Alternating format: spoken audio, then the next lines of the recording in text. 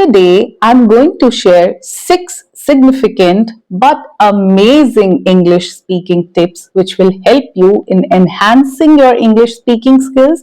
At the same time, working on your fluency and confidence will come naturally along. So, the very first tip is don't be in a hurry to learn more English. Don't just cram words. Don't just work on grammar. Don't just do everything in a hurry. Slow and deep learning is the best learning. So give yourself some time.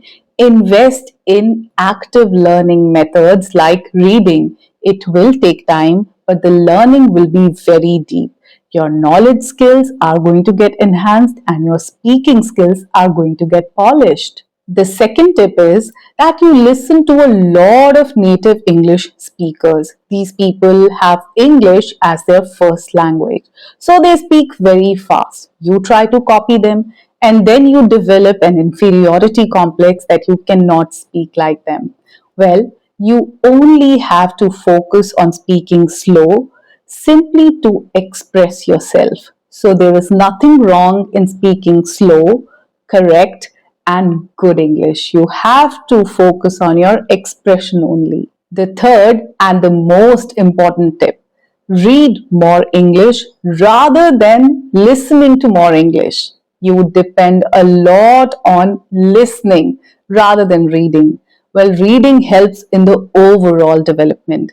It will help you in building vocabulary. It will help you in understanding grammar. It will help you in understanding pronunciation because you will be looking at the spellings. It will help you in sentence formation and majorly it will help you in gaining knowledge. So always read more books. The fourth tip is don't be afraid of making mistakes.